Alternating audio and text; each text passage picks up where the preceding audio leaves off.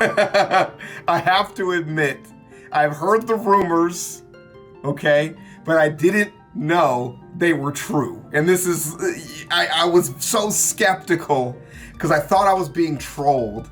I found Internet Historian's main channel originally because it had to do with Reddit content. That is how I found the first Internet Historian channel.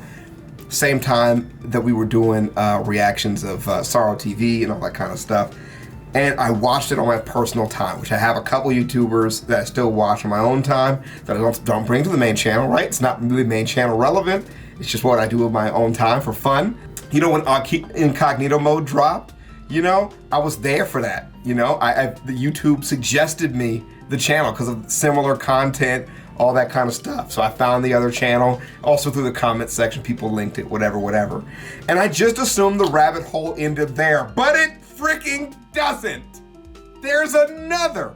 And now, I'm pretty sure when he disappeared for all these freaking months, he's just out there releasing content on these fucking obscure ass channels. And I'm trying to think about how many videos I've seen that I thought were just really good clones of Internet Historian, but were actually fucking Internet Historian. Excuse my French, I'm trying not to cuss anymore so I can get better monetization because I need monies during the holiday season.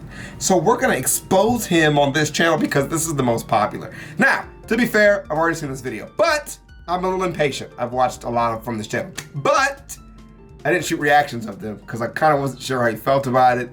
But now that there are so many comments like exposing that this channel exists, I'm gonna just do it and ask him. I guess what I'll do is shoot it first and then DM him asking if it's cool, and then we'll see where it goes. So let's do that instead. I was about to say, I'll just release it. I'm gonna do it, but you know, maybe I won't. I don't know this, you know, I don't know if there's a method to the madness or if he just thinks it's funny, but we're gonna get into it. Alone in the Dark Explained. Okay, here we go. You guys are gonna love it. Play. Alone in the Dark 2. That's totally him, right? That's totally him, right? Come on. Our story starts on December 22nd, 1924. Yay, Christmas game. Yo, you know what it is? Okay, we're gonna start over. You know what it is? It's the freaking breathing that he does when he breathes into the mic. Listen, I know I'm being creepy right now, but fuck you, alright? Listen. December 22nd, 1924. Yay, Christmas game. It's 3 months after the events of Alone in the Dark, and the kidnapping of a young girl, Grace Saunders, is being investigated by supernatural private eye Edward Carnby and his partner, Ted Straker. A trail of clues has led to an old mansion named Hell's Kitchen, the property of an infamous gangster boss and his gang. Ted Straker sneaks past the building's security and into the second-story bedroom. In this creepy room, Ted finds Grace Saunders lying in a bed. She is happy to see him, but that doll in the corner, it's no doll at all. It's no doll at all! Boo. The clown murders him before disappearing in a plume of smoke. Ted's lifeless body is approached by a mysterious woman, Elizabeth, but you don't know that yet. Stryker was able to send a telegram to Edward Carnby before his death, reading, "Hell's Kitchen is cursed. Grace Saunders has been kidnapped by One-Eyed Jack. Help me." 2 days later, Edward picks up on Ted's trail and infiltrates Hell's Kitchen by blowing open the front gate. Don't look at explosions. Edward fights his way through the creepy garden maze, killing off guards and ghouls. He finds an old picture of a gang in front of an ornate garden statue. Edward finds his way to the same statue in the picture and opens it up by moving the statue's arm. The secret entrance leads to an underground labyrinth. Sorry, look how derpy his fucking eyes are. I can't do the cross-eyed thing. Can you even see my fucking eyes? Opens it up by moving the statue's arm. The secret entrance leads to an underground labyrinth. Edward promptly falls down the ladder to find the dead body of his partner, Bang! Ted Straker. Carnby, if you read this, it means I am dead. The Saunders child was kidnapped by One-Eyed Jack. That man is a monster, obsessed with gambling and death. I can also tell you that the gang makes whiskey in the cellar and transports it by boat at high tide from a cave. Edward swears to avenge his friend's death and find Grace Saunders. Exploring the caves further, Edward finds the whiskey cellars. To make his way through the cellars, Edward solves card-themed puzzles and spanks a few guards. Bitch! Edward finds his way into the Hell's Kitchen mansion. He's also dressed as Santa for theme.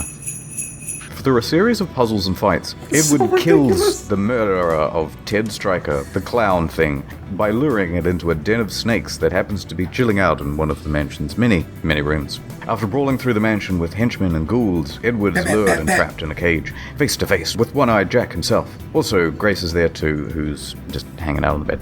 One-Eyed Jack has been waiting for Edward to show and tells him of his backstory as pirate captain of the Flying Dutchman.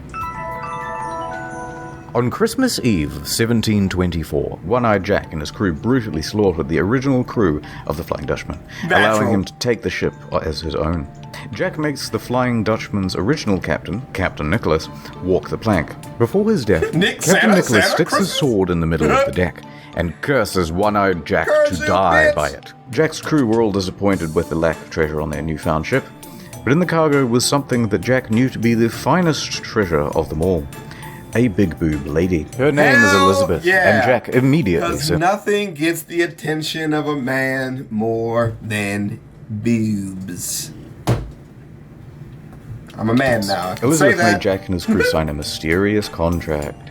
That sounded like not what I wanted it to sound like, but you know what the fuck I'm talking giving them all immortality. I'm grown, is what I'm saying. The Flying Dutchman and its crew went on to become infamous around the world. In 1824, the Flying Dutchman and its crew hid in a cave under a cliff that collapsed on the ship, trapping it underground.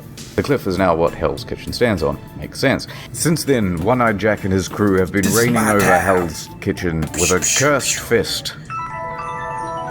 While One-Eyed Jack goes on this expositional tangent, Grace just walks out of the room and escapes. Jack goes to find her, leaving Edward time to break out of his cage. While escaping, Edward runs into Elizabeth, who uses voodoo powers to stop and capture Edward.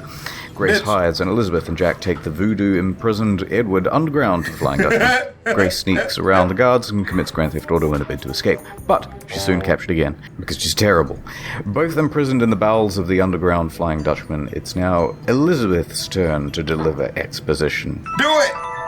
200 years ago, Elizabeth arrives in Haiti, intended to be tutored by the contemptuous Cotton. Cotton's Haitian slave taught Elizabeth how to ride the shadows and the art of the voodoo. Elizabeth murders Cotton, and then she's taken prisoner on the Flying Dutchman for her crime. Using her voodoo powers, Elizabeth's spirit leads Jack to the Flying Dutchman, and then Jack will break her free. Elizabeth then uses her powers again to make Jack and his crew immortal, as long as every 100 years they sacrifice a girl in her youth. And this year, it's Grace's turn. Edward is still in shackles, so it's up to Grace to find a way out. Grace does. And she's able to sneak around the crew because they're all busy dancing. Sparks fly. Grace makes her way up to the mansion where she finds a passage in a book with information about the only thing that can overcome the power of the voodoo. A chicken foot. With this new information, Grace makes her way back to the Flying Dutchman's kitchen to retrieve the legendary chicken foot. Of course, the moment she steps foot on the Flying Dutchman, she is captured. And chicken. Chicken. Edward is able to free himself now, fights off the ghouls, and Grace just sort of walks away again. Edward fights his way through the crew members until he comes face to face with Elizabeth's voodoo once more. All hope looks lost for Edward. Oh no. Until Grace just kind of walks in again and waves a chicken leg in front of Elizabeth, consequently killing her and freeing Edward. Then Grace goes to wait on a rowboat, and Edward shuffles his slow ass over there. The death of Elizabeth makes the structure of the entire cave unsteady, and it could fall and crush them at any second. But luckily, Edward fights off the rest of the remaining crew with a showdown with One-Eyed Jack, killing him with Captain Nicholas's sword. In the last moments before the cave collapses, Edward and Grace are able to make it out on a rowboat. The game ends with Edward and Grace rowing to safety, and Grace is just flipping everyone off, it looks like. Fucking beating up fucking asshole about, well, I didn't have anything to say about that. Okay, so I've been waiting for this, because you can tell I'm excited to try to rush the end of that. So there it is. First of all, first video that's live, dropped on the Story Mode channel by Internet Historian, which is definitely him. Even if it's not him, Ride the fucking wave, dude, because you're crushing it. And now, also for a big thing I've been wanting to talk about, right? So this isn't the first time I've actually seen this very obscure and weird game. This video was posted last year, which is a little bit upsetting that all of COVID happened and I did not get a chance to be on the fucking story mode channel. So we'll get over that in a second because I love obscure video games. I love those reactions that I have. We're gonna create a whole playlist of obscure video game reactions that I do, that I don't give a fuck. I shamelessly post on the internet like people care, but I'm the only one. So there's this little YouTuber called Penguin Z. Around the same time I started my channel, actually posted this video of Alone in the Dark. And this was well before he became very popular. He actually did a gameplay of the same fucking game. So check it out, check this out. What is this perspective they're giving me right now? Am I a drowsy baby, trapped in a Van Gogh painting, laying on my side on a cloud? Thank you, Commissioner Gordon. Oh, pitching a tent down there. Damn morning boner. Right? So you see that? Alone in the Dark. And it is a part of the same fucking series. But that is just the really fucking old, shitty version that I didn't know existed. There's a lot of the same stuff in this gameplay. You know, creepy old woman, not quite big of boobs. Here. But instead of lumbering, there's some like fire and stuff and whatever. And yeah, so it looks completely different, but it's the same thing. So just trust me on that. It's the same fucking thing. That's just the beginning of it, was what Internet Historian showed you. So there you go. And then I'll DM him though. I gotta edit this. I did a lot of talking and rambling and stuff. I've been pretty nervous about this, but I don't know why. Love you guys. Hope you guys enjoyed it. Because we're gonna be here. I'm gonna stage protest in the form of doing this until he drops something on the main channel. Capiche? Capiche. Hold you fucking hostage with content. All right. Love you guys. Peace.